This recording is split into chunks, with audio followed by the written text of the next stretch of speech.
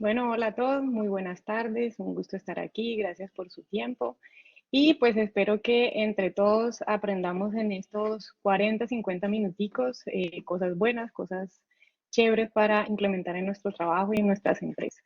Como les acabo de decir, la idea es que aprendamos todos, que nos llevemos una información, ojalá, digamos que sirva de inspiración para implementar en nuestras empresas y en nuestro trabajo, para hacerlo cada vez más simple y efectivo. Entonces quisiera empezar pues dando este contexto que pues ya más de uno ya tenemos claro, ¿cierto? Que pues, definitivamente 2020 marcó un hito en la historia de la humanidad. Digamos que todavía estamos en proceso de salir de esta pandemia, pero sin duda es algo que hizo un quiebre en toda la historia de la humanidad y puso a prueba sobre todo esa capacidad que tenemos a adaptarnos a estas nuevas realidades, formas de vivir y de trabajar e incluso de los gobiernos de saber, digamos que gobernar y sortear estos cambios tan abruptos que pues ha traído como por ejemplo la pandemia.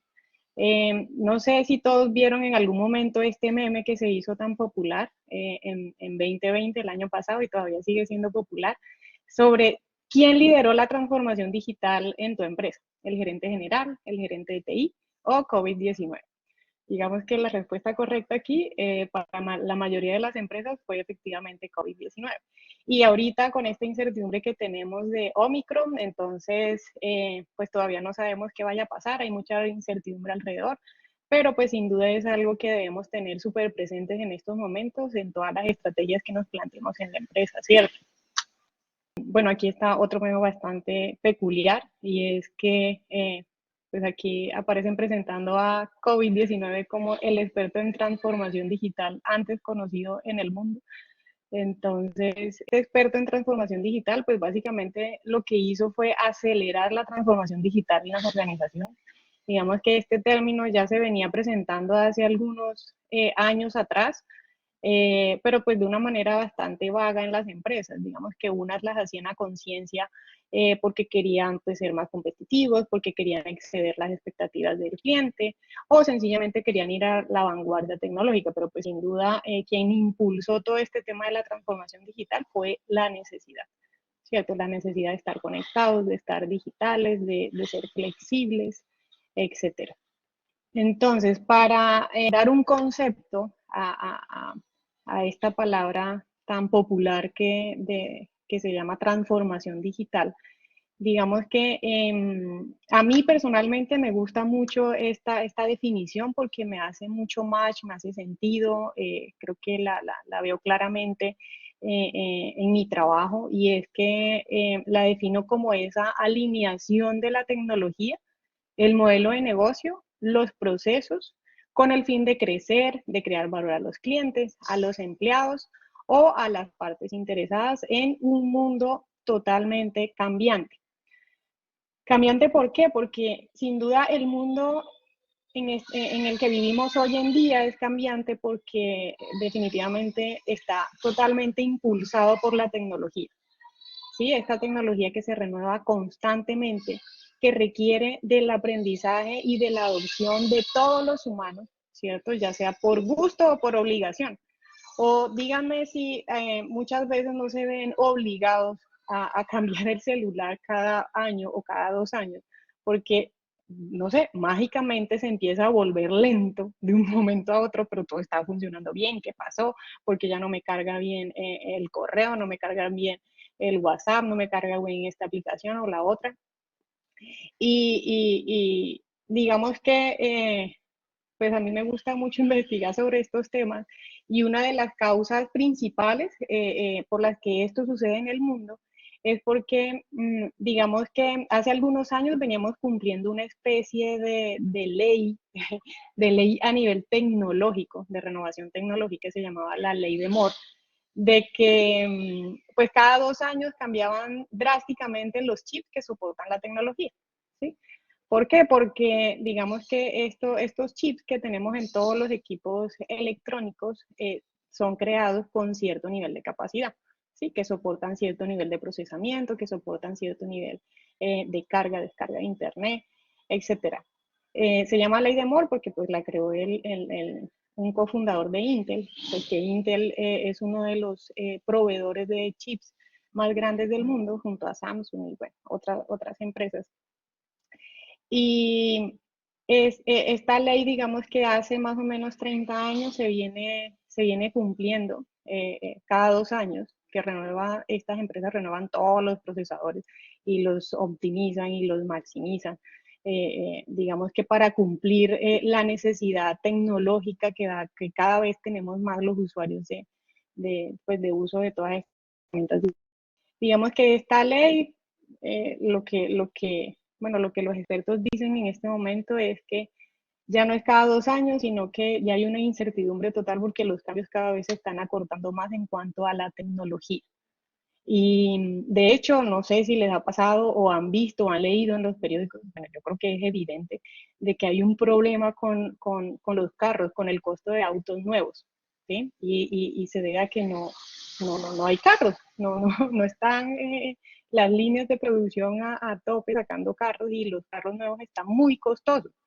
Y esto se debe, digamos que a la causa raíz es por la falta y la escasez de chips que hay.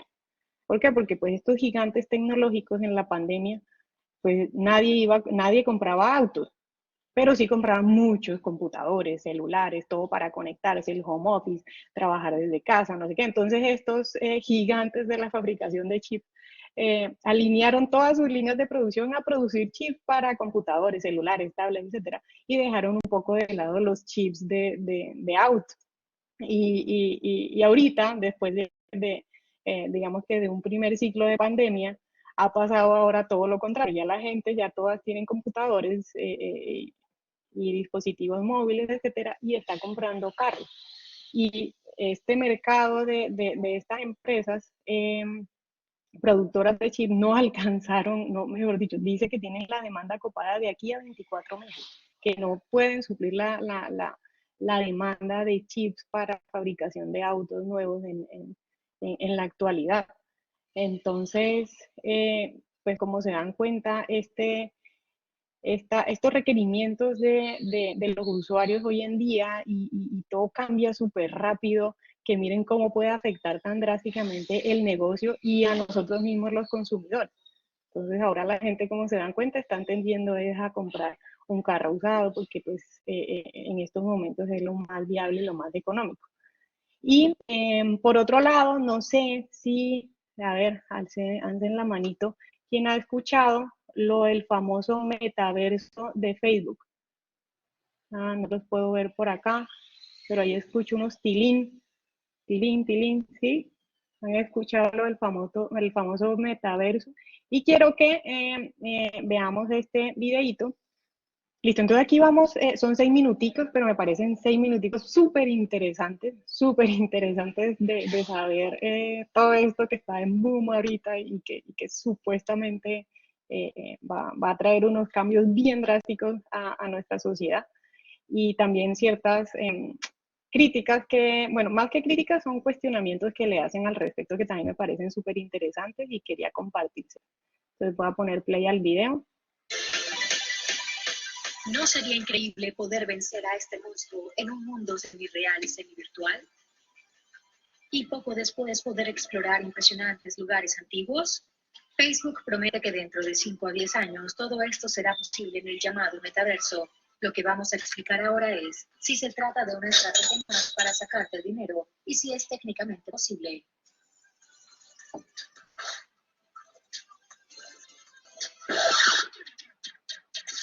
Bailar en un concierto en directo de forma virtual o reunirse digitalmente en una fiesta con amigos que viven en la otra punta del mundo. ¿Y qué tal reunirse casualmente con Leo Messi y tomar una copa con él? ¿No sería increíble? Estoy segura de que te gustaría tanto a ti como a los más de 104 millones de seguidores de Facebook y a los más de 279 millones de usuarios de Instagram. Estas son las visiones de Facebook para Metaverso, que se supone irá creciendo paso a paso. La seriedad con la que Facebook se toma todo esto puede verse en su reciente cambio de nombre a Meta. Todo recuerda un poco a Ready Player One, The Matrix o la holocubierta de Star Trek. En los próximos 5 a 10 años, Mark Zuckerberg quiere establecer esta visión como parte de la tendencia dominante. Un objetivo ambicioso. Hasta ahora la realidad virtual la usan principalmente los videojuegos y sus gamers, y solo en aquellos que pueden costeárselo. Probablemente ya conozcas algunos de los precursores de metaverso, la plataforma digital Second Life, por ejemplo, en la que puedes construirte toda una vida. Pokémon Go, que fue un gran éxito hace un par de años y que también recibió una actualización de realidad aumentada.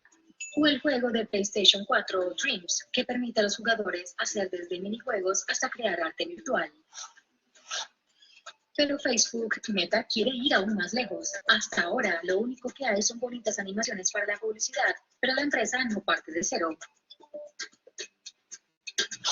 En 2014 compró al productor de gafas de realidad virtual Oculus y hace poco lanzó las gafas de realidad aumentada Ray-Ban Stories. Actualmente Meta está trabajando en unas nuevas gafas de realidad aumentada bajo el nombre clave de Project Nazareth. Ya existe el mundo virtual Horizon, consta de Horizon Home, una sala de estar virtual que permite invitar a amigos online. Además incluye Horizon Workrooms, un entorno de realidad virtual para reuniones de negocios. No obstante, este entorno aún no está muy perfeccionado y ha recibido muchas críticas negativas en Internet. Asimismo, otras empresas también están estudiando la posibilidad de crear una versión propia de Metaverse, como Nvidia, con su simulador en tiempo real Omniverse, que permite a los diseñadores gráficos trabajar juntos virtualmente. O la plataforma de juegos online Roblox, en la que los usuarios crean sus propios juegos de ordenador para jugar con otros. La desarrolladora de videojuegos Epic Games también está trabajando en su propia idea de metaverso para combinar su mega hit Fortnite con otros universos de franquicias como Marvel. Bien, estos son los planes alrededor de metaverso y todo tiene una pinta maravillosa, pero ¿cómo funciona? Mark Zuckerberg no ha dicho una sola palabra sobre cuántos datos va a consumir su nuevo y prestigioso proyecto. El fabricante de chips, Qualcomm, calcula que un entorno de realidad virtual necesitará unos 200 megabytes por segundo. Esto sería casi imposible con el 4G, que tiene una descarga media de unos 30 megabytes por segundo. En su lugar, se necesitaría el último estándar de comunicación móvil 5G, pero aún tomará tiempo hasta que esta red esté totalmente desarrollada en todo el mundo. Y hablando de potencia informática, hoy en día incluso los ordenadores fijos más potentes serán incapaces de hacer frente a estas aplicaciones. Sí o sí necesitarás unas nuevas y costosas gafas de realidad aumentada. Y luego está la cuestión de la propia motivación de Meta para concebir toda esta idea. En particular, hubo una parte de la presentación que nos llamó mucho la atención. También estamos construyendo un mercado Horizon donde los creadores pueden vender y compartir artículos digitales en 3D y esperamos que esto permita mucho más comercio y ayude a crecer la economía metaverse. Eso suena más a que Mark Zuckerberg está principalmente interesado en nuestro dinero. Una vez más, Meta recogerá mucha información sobre nosotros. La idea es relajarse y comprar ropa digital. Y quién sabe, tal vez solo podamos acceder a esta encantadora selva después de pagar. Y una vez allí, aparecerán anuncios por todas partes. Hay varias razones para sospechar que Meta está tratando de establecer su próximo monopolio. La cadena de noticias CNBC sacó a la luz un memorándum de 2018 en el que un directivo de Oculus de la época, Jason Rubin, exigía que otras empresas quedaran excluidas de metaverso. Hoy, Rubin afirma que ya no tienen esa intención. Si metaverso tiene éxito, nos veremos obligados a volver a hablar de adicción, teniendo en cuenta que World of Warcraft ya era realmente adictivo para la gente. ¿Cómo será en metaverse? Y por supuesto, todo esto solo tiene importancia si el nuevo mundo logra convencerte a ti y a todos los demás. También existe la posibilidad de decir, me reuniré con mis amigos a jugar al ping-pong en la vida real. ¿Para qué necesitaría un mundo virtual paralelo?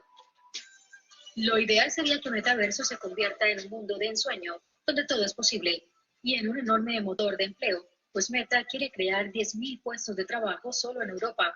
Pero para que eso ocurra, Mark Zuckerberg no puede repetir sus errores del pasado. ¿Y usted qué opina? ¿Quiere conocer Metaverso o está entre los escépticos? Déjanos un comentario con lo que piensa.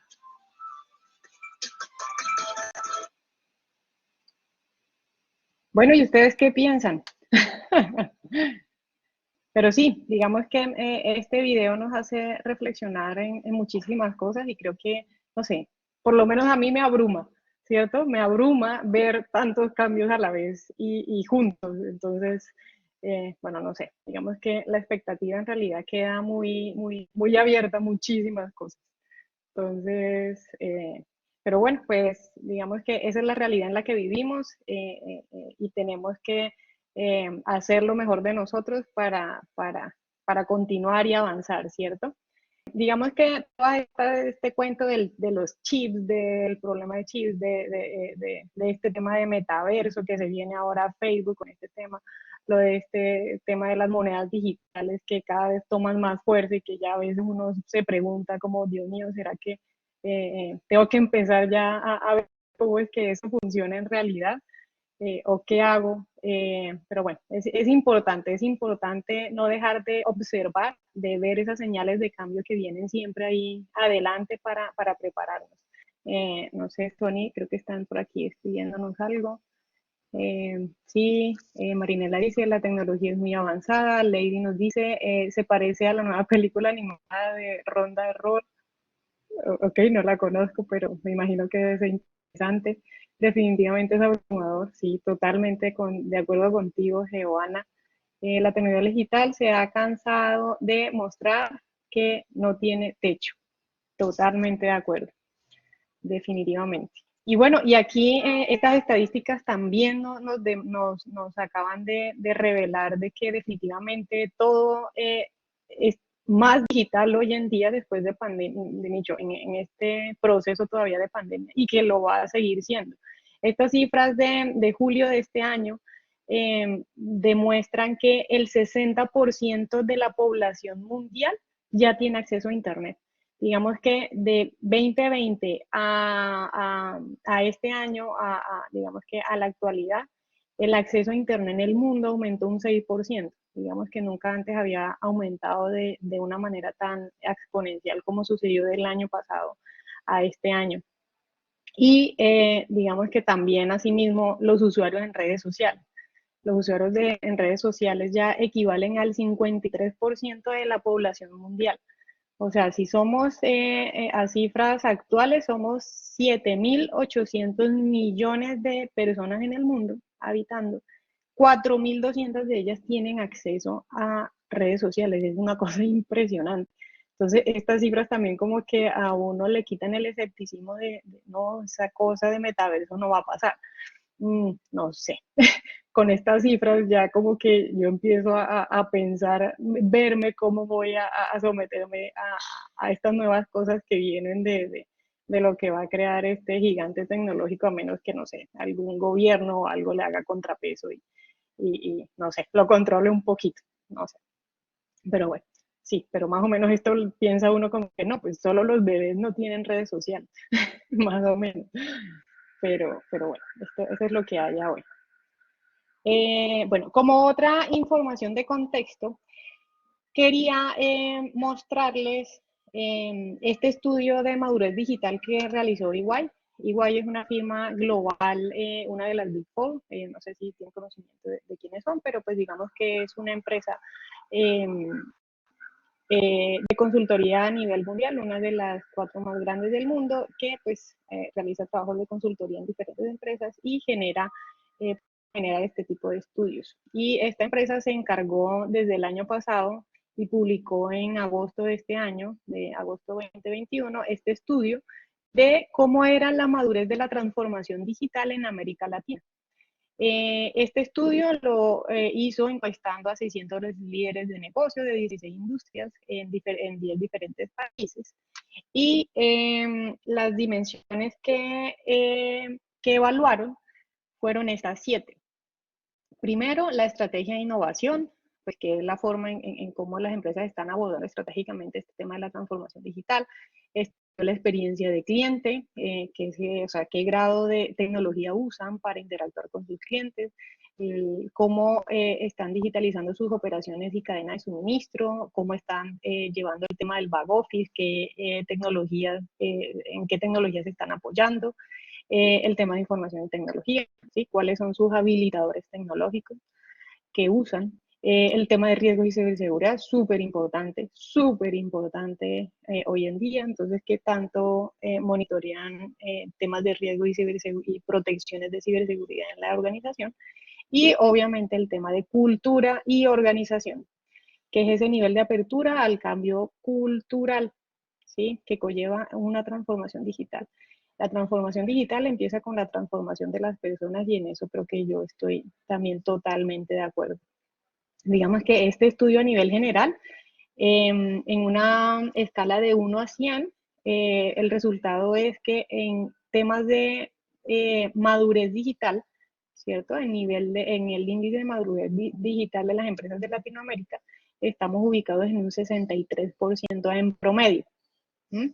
Esos 63 puntos, ¿sí? De esos 63 puntos, digamos que el 11%, solo el 11% está ubicado en un nivel de madurez avanzado, o sea que tiene unos niveles de madurez sólidos en su proceso de transformación. Sin embargo, el otro 73% dice que está encaminado, que dice que son esas organizaciones en ruta hacia una madurez digital, pero que sin embargo todavía existen bastantes oportunidades de mejora para que la integración digital sea de manera uniforme. Bueno, y el otro 16% es incipiente. Digamos que aquí a resaltar es como que a grandes rasgos uno dice, no, pues el Pareto del 80% de las empresas latinoamericanas, al menos en promedio, están ejerciendo acciones de transformación digital en sus empresas. De los sectores que más lideran esta transformación, pues telecomunicación, banco y seguro, digamos que les toca, ¿cierto? Y de los que menos está aquí inmobiliaria y construcción, sector público y gobierno. Digamos que aquí si quieren después ubicarse mejor en qué sector, en qué porcentaje quedó el sector al que pertenecen sus empresas, pues esta presentación las vamos a compartir para que la lean en detalle. Bueno, otra estadística de este estudio es que menciona que el 44% de las empresas manifiestan que sus líderes ejecutivos ya tienen la transformación digital como prioridad en sus organizaciones y que la asignación de presupuesto a proyectos de transformación digital aumentó el 57%. Digamos que es importante también esto de escuchar las alarmas, ¿cierto? Y de hacer frente a estos cambios que nos están melodeando y nos están rondeando. El 36% manifestó que el presupuesto se ha mantenido y solo el 8% ha disminuido. Pero pues más de la mitad de las empresas aumentaron su presupuesto en temas de transformación digital. Bueno, aquí hay otro dato importante y es que solamente el 30% tiene claridad de las tendencias digitales que afectan a su industria. ¿Sí? Esto también me llamó mucho la atención porque digamos que, bueno, aquí lo que se reflejan de estas estadísticas es cuáles son las tecnologías latinoamericanas que más se usan a nivel de transformación tecnológica, y aquí el 22% respondió que eran plataformas colaborativas. O sea, pues digamos que las que comúnmente conocemos para trabajar en colaboración, los que usan Gmail, los que usan eh, estos sistemas para videollamadas, para comunicarnos entre los colaboradores o con clientes, bueno, es como lo mínimo, ¿cierto? Entonces dice que pues el 22% han hecho uso de estas tecnologías. El segundo en la fila es el Big Data y Analítica. Digamos que este tipo de soluciones también las están usando en un 21%. Y aquí la tercera más grande, creo que pues sí, es el comercio electrónico. Digamos que habilitar todo estas páginas para poder comercializar electrónicamente durante la pandemia fue un esfuerzo que hicieron muchísimas empresas para poder sobrevivir. Y digamos que este calvario, o ese revolcón también pues les dio buenas visiones, nuevas visiones y digamos que a muchos los rescató de no irse a la quiebra, pues sobre todo a esos negocios que son de comercialización de productos físicos, ¿cierto? Entonces, ¿cuáles son esas tecnologías que nos ayudan o que apalancan la transformación digital. Digamos que en estos momentos, estos son grandes conjuntos de todas las tecnologías que hoy existen para poder vivir en esta época digital, pero pues digamos que las más generales y las que más conocemos hoy en día son las que componen la industria 4.0, ¿sí? de la cuarta revolución industrial. Entonces, el tema de Internet de las Cosas.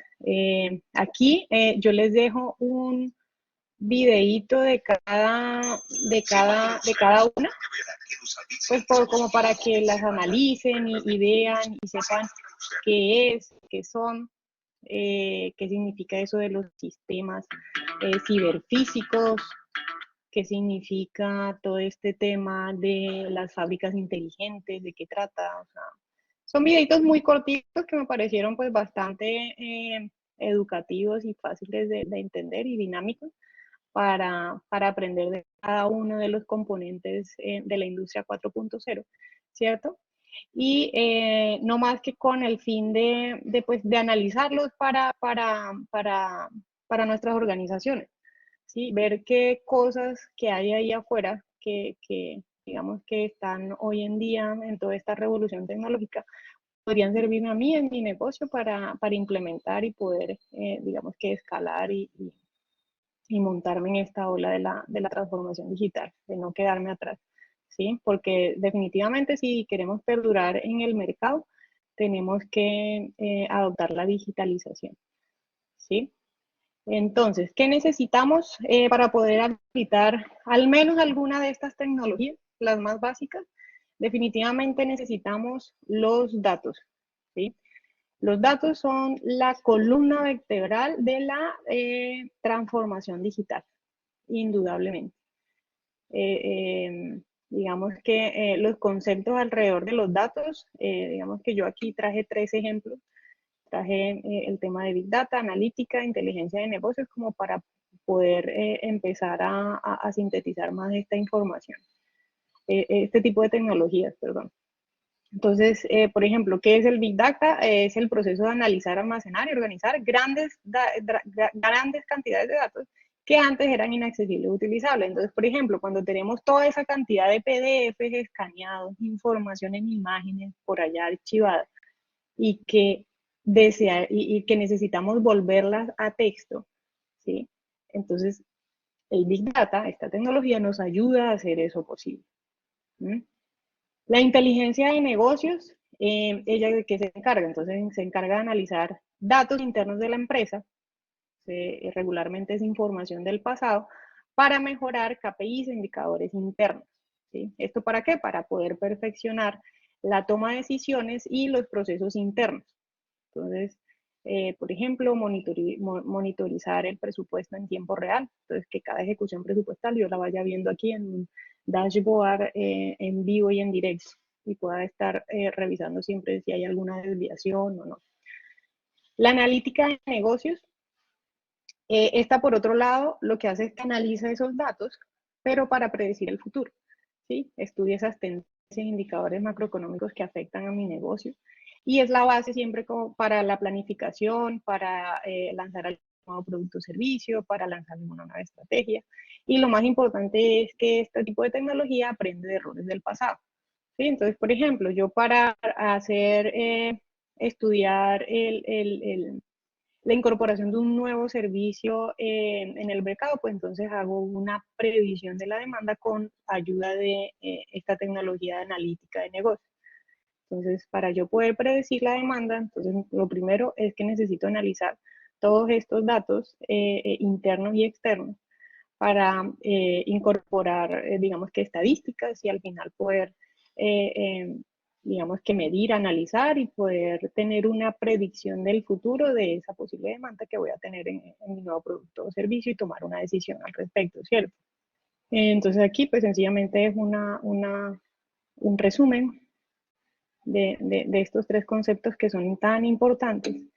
Y digamos que aquí un primer hito es que tenemos que saber que los datos en realidad son el registro de todos los comportamientos humanos.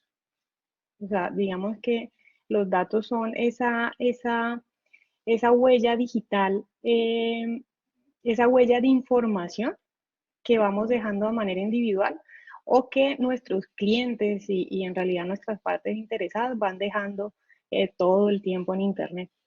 ¿Sí? Por eso es muy importante que analicemos nuestros procesos siempre desde la óptica, además de la óptica operativa, perdón, como desde la óptica digital. ¿Mm? Entonces, por eso es importante, además de definir muy bien el objetivo de mi proceso, debo pararme en los pies de mirar con visión digital y hacerme la pregunta yo a nivel digital, ¿qué necesito hacer para que mi proceso funcione digitalmente? Entonces aquí les traigo un pequeño ejemplo. ¿Sí? Entonces este es un proceso regular de compra. Y en la operación del proceso regular de compra, ¿qué pasa? Es un ejemplo, digamos que de lo que no se debe hacer, pero es para que quede claro. Entonces, yo primero hago la requisición, ¿cierto? Entonces, yo llamo y le digo al chico de compras, oye, mira, necesito que me ayudes con esto, por favor, cómprame, no sé, X equipo. Y el otro le dice, sí, listo. Entonces luego esta persona escribe por el chat al jefe, mira que Catalina, no sé, necesita este equipo, ¿le apruebas? Sí, listo, check, le escribió. Luego esta puede ser la solicitud a proveedores, a 3 proveedores, tiene sus 3 cotizaciones, luego las imprime, las compara, ¿cierto? Para elegir la mejor. Y nada, compró, recibieron el pedido en la empresa, entregaron el pedido y no sé, a esta persona pues recibió el pedido, pero se le olvidó notificar a compras que ya había recibido el pedido y que efectivamente necesitaban programar el pago. Y eso a veces pasa, ¿cierto? Ahora, ¿qué pasó a nivel de datos en esa ejecución de ese proceso de compras? Que pues regularmente a veces pasa así en diferentes organizaciones, muy, muy, muy, muy, muy naturalmente. Entonces, en la requisición, ¿qué datos se registraron? Pues nada, pues fue una llamada, ahí no quedó nada registrado. Entonces, si yo necesito analizar una información estratégica de esta actividad, como por ejemplo responder, ¿las requisiciones se hicieron a tiempo con el detalle requerido? No, no sé, no puedo responder esa pregunta tan fácilmente, ¿no? Me tocaría ir al registro del celular de esta persona y ver cuándo hizo la llamada. Bueno, no, un disparate. La aprobación del presupuesto. Entonces, la pregunta, ¿cómo va la ejecución del presupuesto hoy? No, no sé. No, tengo que primero sentarme, llenar el Excel, bueno, no sé. Solicitud de proveedores, ¿dónde consulto la base de datos de proveedores? No sé, pues yo pido las cotizaciones, me la mandan al WhatsApp o al correo, las imprimo y ya, pero no tengo una base de datos de proveedores. Bueno, ¿y qué criterios estoy usando para elegir la mejor opción de compra? No, tampoco, no sabemos. Esta información está en el cerebro de esta persona que eligió aquí en este momento la compra. Bueno, también quisiera saber por qué tengo tantas quejas de proveedores, del pago de proveedores, porque cómo se está ejecutando esta conexión entre que entregan las cosas y se programa el pago y se programa todo el tema de flujo de caja. No, también, un cortocircuito, ¿sí? Si se dan cuenta, cuando yo voy a pensar en cómo voy a estructurar un proceso, también tengo que pensar en la parte digital, o sea, cómo voy a recoger esa huella de información que voy dejando cuando estoy ejecutando en el día a día cada uno de mis procesos. Esto es de suma importancia para poder de verdad hacer realidad, de hecho, be digital, ¿cierto? O sea, necesariamente tenemos que ponernos siempre las gafas del aspecto de la información y la digitalización para poder responder preguntas estratégicas. Bueno, y por supuesto, pues trabajar con estas talas mentales de siempre lo hemos hecho así. Y pues ya sabemos que esta frase ha cerrado miles de empresas a nivel mundial. Entonces, también tenemos que trabajar con esas talas mentales que tenemos. Entonces, objetivo del proceso. ¿Cómo normalmente yo defino un objetivo de proceso? Pues nada, pues aquí pues regularmente lo que hacemos es que se redacta en positivo, empieza con un verbo, describe lo que se espera obtener del proceso, menciona objetivos claves del negocio, por ejemplo, si para el negocio eso es importante la oportunidad, entonces se menciona temas de oportunidad, de calidad o de eficiencia. Entonces, por ejemplo, gestionar el talento humano de la compañía alineado con sus metas y su cultura. En de compra, por ejemplo, garantizar el suministro de materias primas, materiales, equipos y servicios para el adecuado funcionamiento de la empresa. Digamos que estos son objetivos típicos de procesos pues, que cambian de acuerdo a la cultura de la organización. Bueno, y ahora, ¿cómo yo pensaría en un objetivo digital del proceso? Aquí es importante pensar en tres cosas. En la meta de la información. ¿Qué necesito yo a nivel informativo de ese proceso? Entonces es igual, se redacta en positivo, se redacta lo que espero obtener a nivel digital del proceso y se mencionan también esos datos claves para el negocio para analizar posteriormente. Entonces tomemos el ejemplo del objetivo de recursos humanos. Entonces, ese objetivo de recursos humanos a nivel de digital, ¿qué sería? ¿Qué meta tendría yo? Entonces, yo tendría como meta la disponibilidad de información de todo el proceso de gestión del talento humano, en su inicio, selección, evaluación, formación, retención y descargos. Toda esa información la necesito tener. ¿Mm? ¿Y qué resultado espero obtener? ¿Qué espero obtener de esa información? Que yo necesito que esa información esté alineada, por ejemplo, con todo el tema de ley de datos personales, todo el tema de compliance, bueno, las diferentes normatividades que deba cumplir a nivel de recursos humanos. Y también para cumplir requerimientos a nivel estratégico. Entonces yo necesito tener información de mi talento humano para que soporte a nivel directivo o a la organización para tomar decisiones, por ejemplo, de promociones. Entonces tomar esa decisión de cómo voy a promocionar a la gente, de cómo la voy a capacitar, con base en qué, pues en evaluación, en desempeño. Bueno, entonces tengo información objetiva para hacer eso, en cómo dar bonificaciones, entonces tengo que tener información digital de este proceso para poder tomar esas decisiones de bonificaciones, también de notificar, por ejemplo, si tengo que notificarle a alguien su despido, también tengo que tener información que me respalde porque voy a hacer ese tipo de notificación y también debo tener claro el lugar donde la voy a almacenar. Entonces, cierta información, toda la información va al sistema 2, por ejemplo, pero el tema de bonificaciones también va al sistema de información 3, que es el sistema financiero de la empresa. Es un ejemplo. En compras, entonces en compras, por ejemplo, mi meta es que yo necesito información consolidada de todos los costos, de todas las adquisiciones, ¿sí? Y necesito poder evidenciar que estoy comprando al mejor costo. Entonces eso es lo que al final necesito obtener. Entonces, para eso necesito información detallada de los costos, ¿cierto? Y de los tiempos en que se entregan las adquisiciones a la operación. ¿Por qué? Porque todo eso me va a ayudar a mí a tomar decisiones para mejorar lo que haya que mejorar, para estar seguro de que estoy comprando al mejor costo. Y definir el lugar donde va esa información, por ejemplo, el sistema de información 3. ¿Sí? Entonces, esto que acabamos de ahorita de hablar es sencillamente para ratificar esa importancia de que las decisiones empresariales siempre son mejores cuando están respaldadas con datos. Nos da más seguridad, más confianza. Digamos que es otra cara de la moneda cuando tomamos decisiones basadas en datos. ¿Sí? Por eso es importante que esos datos siempre estén sustentando la estrategia que seguimos en la organización. ¿Mm? Y no nos pase lo que a veces pasa de que nos están preguntando cosas y no sabemos cómo responderles. Nos están preguntando por información y temas y todo el tiempo perdido. No sé, déjeme ver. Y bueno, y entrar en esos reprocesos para generar informes e información que a ninguno nos gusta, en la mayoría. Ok, entonces, pero bueno, ¿qué etapas debo tener en cuenta para empezar a digitalizar mis procesos?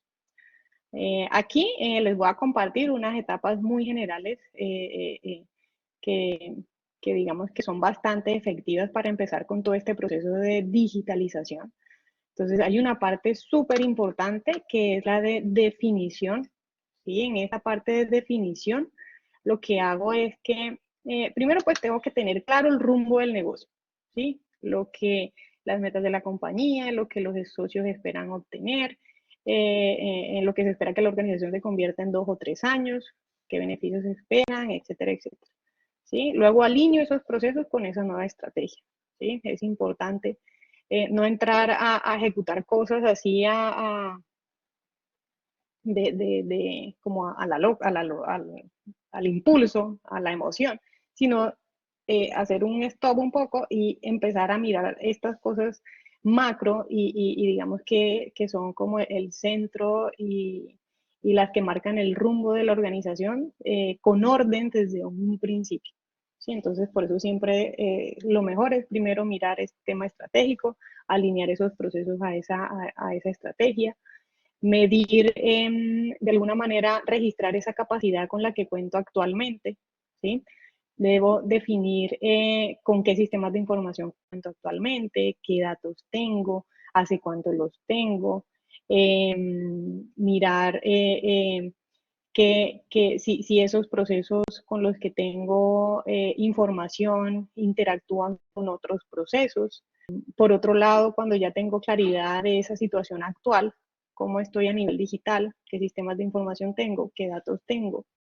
Entonces, en esas metas y esa estrategia, pues lo que hago es generar como un to-be, ¿cierto? Y unos objetivos, unas metas de acuerdo a esa nueva estrategia para generar al final esas brechas de información que tengo en mi empresa, ¿sí? Y por las que debo trabajar una a una para poder al final pues conseguir unos procesos digitales bastante consolidados y alineados con la estrategia. Como una segunda gran fase de actividades, entonces esta primera es como, primero organízate estratégicamente procesos y ten claro para dónde vas y qué tienes actualmente. La segunda fase es la de conciencia, que es la de las personas. Como ya dije anteriormente, la transformación digital empieza con las personas. ¿Sí? Antes de cualquier transformación digital, tengo que empezar a comunicar, a capacitar, a informar, a hacer esa sensibilización en todas las personas que componen la empresa para que esta transformación digital sea verdaderamente efectiva y sea y tenga un fundamento de base de cara a largo plazo. ¿Sí? Porque es que las personas somos las organizaciones son personas. Por tanto, esta parte de generar conciencia, de capacitar y de acompañar estos procesos de adaptación son súper importantes para que esto sea una realidad. Hay otra gran parte, pues, que ya es la de implementación. Entonces, con base en esas brechas que generé al principio, pues entonces busco, defino o selecciono el sistema de información si ya lo tengo. Entonces, hago uso de él, porque a veces eso pasa a menudo, que tenemos un sistema de información disponible en la empresa, pero pues no hacemos uso de él para registrar datos. Entonces, es definir todo este proceso y alineación del software que voy a usar. Y por último, pues es lo que le da vida a los procesos digitales, que es esta mejora continua, ¿sí? Esta mejora que es donde yo analizo, donde yo experimento eh, eh, cosas para mejorar digitalmente en los procesos, incorporando nuevas tendencias, nuevas tecnologías, estando a la vanguardia, donde aprendo y donde vuelvo a experimentar. ¿Sí? Recordemos que este ciclo es súper importante en la época que nos encontramos actualmente, por lo que ya acabamos de ver donde las tecnologías dan un salto de un momento a otro. ¿Sí? Y aquí es otra reflexión más que todo es de que pues no nos podemos quedar con la mejora que nos hace la auditoría interna. No. Digamos que una empresa, bueno, aquí esto es una estadística de PMI que dice que en promedio las empresas están durando 20 años, pero yo creo que, bueno, aquellas que son consolidadas, ¿no? Que ya están consolidadas en el mercado y que necesitamos emplear una fuerza laboral creativa y diversa. para poder sobrevivir. Entonces, para eso, digamos, yo quería aquí compartir con ustedes un enfoque de que en lugar de esa mejora continua o esa mejora por solicitud, yo haga una mejora continua anticipada en la organización y en mis procesos. O sea, en esta época digital, los procesos digitales requieren una mejora continua de anticipación a las cosas que vienen adelante para que de verdad tengamos una mejora real de los procesos a la vanguardia con las tecnologías que se están implementando allá afuera en el mercado. Entonces, esta metodología tiene de fondo todo el concepto de Scrum y de Lean.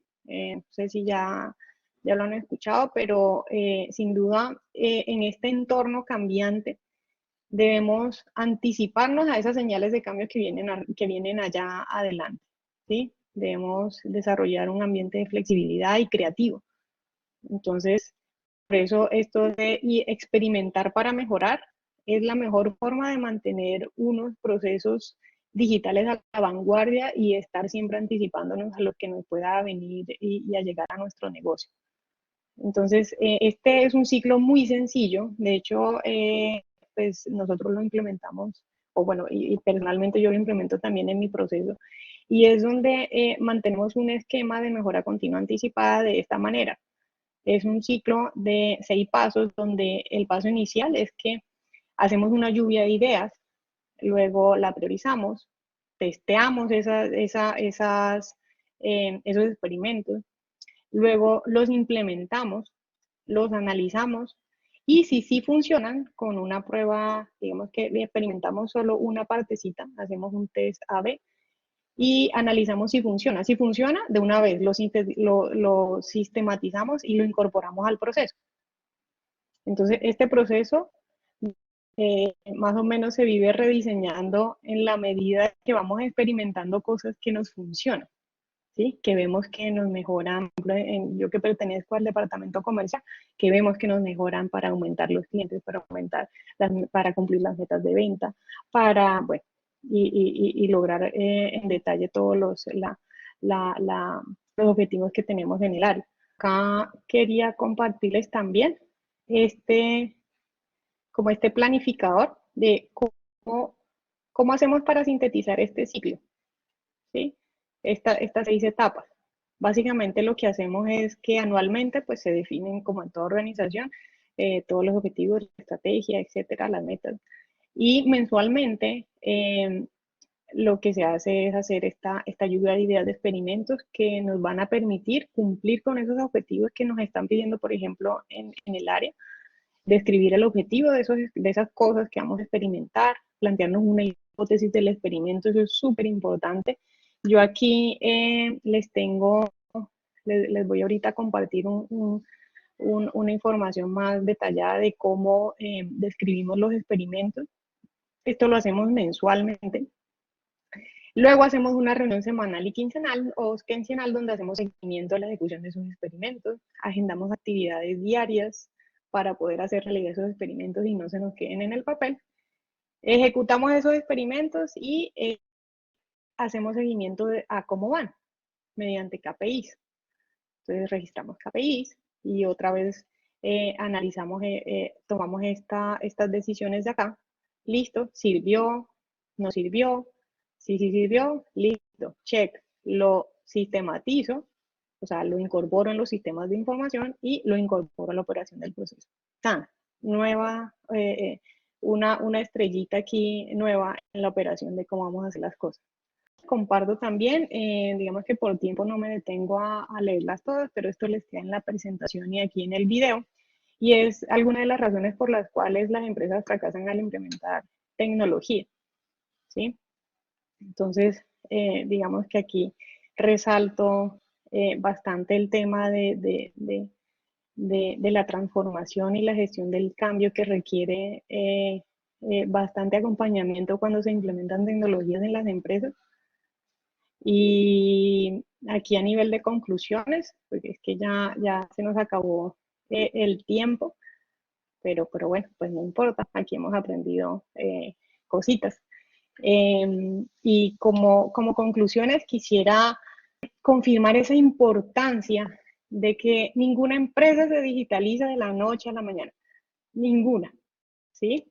Tendremos que tener primero una visión clara de lo que deseo como alcanzar como mi negocio en el corto y largo plazo para luego ahí sí concretar una planeación concreta de transformación digital. ¿Recuerdan lo que hablamos? De definir, listo, qué tengo hoy y qué necesitaría para cumplir esos objetivos que tengo primero como negocio y cómo la tecnología me va a apalancar para cumplir esos objetivos de negocio, ¿sí? Luego tenemos otra cosa importante y es que la transformación digital, y creo que es una de las más importantes, empieza con la transformación de las personas. Esa es otra de las conclusiones súper importantes que me parece a mí, que quiero que se lleven, y es que primero tenemos que transformar la cultura hacia lo digital en las personas, ¿sí? La ejecución, para que esa ejecución de los procesos se hagan en los sistemas de información que se definen para cada cosa, ¿sí? No WhatsApp, mejor lo llamo, mejor le mando un correo, mejor le chateo, mejor la tabla Excel, etcétera. Tenemos que acompañar a la gente para que, digamos, que deje estos hábitos de pensamiento que antes funcionaban, pero que ya no, ¿sí? Ya tenemos que estar en otra onda, porque es que nuestro cerebro tiende a volver siempre al hábito que hizo en el pasado y al que le sirvió en su momento. Pero tenemos que luchar con eso y pues eso justamente es lo que hace este tema de la gestión del cambio, de acompañar a las personas, de persuadirlas, de llevarlas en todo este proceso, de mostrarle todos esos beneficios que tenemos en conjunto cuando implementamos tecnología y funcionamos con un enfoque y una visión digital del negocio. Bueno, no es más, muchas gracias. Hasta la próxima.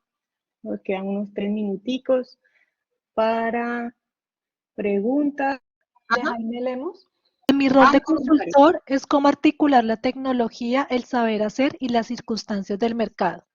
Pero sí, o sea, definitivamente la articulación entre, bueno, si te refieres a la tecnología que necesito que está en el mercado para mi negocio, o sea, indudablemente es investigar, ¿sí? Es ojalá buscar fuentes confiables de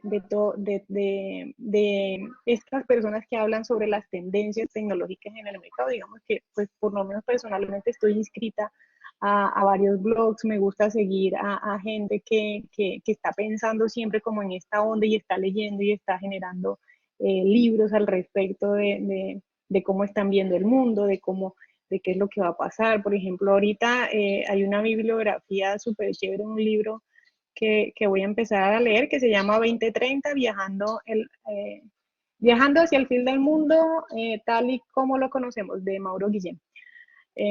Entonces, por lo menos para estar conectados con esa onda de qué está en el mercado y cómo puede afectar mi negocio, en mi opinión, es estar siempre leyendo y como en esa última onda del espectro de qué está pasando tecnológicamente en el mercado y en las empresas, qué se está construyendo, qué se está haciendo, en qué están trabajando estos grandes de la tecnología. Entonces, eso ayuda bastante como a darle a uno una visión bastante acertada de qué tecnología implementar en el negocio y cuál no. Y pues sobre todo también depende fundamentalmente es de lo que pues los stakeholders o los socios esperan de su negocio en el corto o mediano o largo plazo, que ya casi no se habla de largo plazo porque son en realidad entre 2 y 5 años máximo que están haciendo las planeaciones estratégicas. No sé si respondo tu pregunta. Otra de Ricardo Martínez Carrillo. Y Jaime Lemos también nos preguntaba que en transformación digital, ¿qué es lo que mejor ha funcionado para vencer la resistencia al cambio?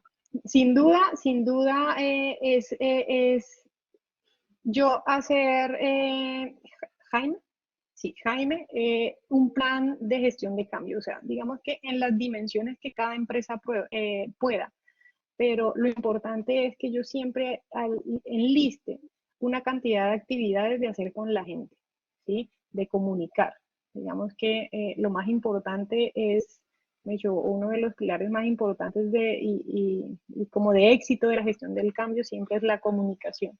En la medida en que yo sepa siempre comunicar, de acompañar a la gente, de mostrarle todos los beneficios y acompañarlo a esa persona en su proceso de cambio, de esa manera, digamos que voy a reducir, voy a aumentar la probabilidad de éxito de esta transformación digital en las empresas. Pero sin duda es el acompañamiento, la comunicación, hacer diferentes actividades, capacitar.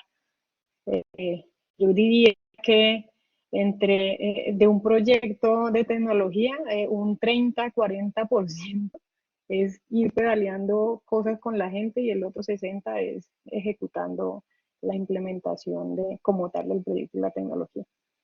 Gracias, Moni. Y para terminar, pues Listo. hay unas de Lenin Causil, pues van más enfocadas como para hacernos preguntas respecto a Kawak, el software. Digamos, nos comentaba Ajá. una, la movilidad no es una nueva tendencia, pero sí es necesario la gestión del proceso. Entonces ahí preguntaba, está cerca la app de Kawa.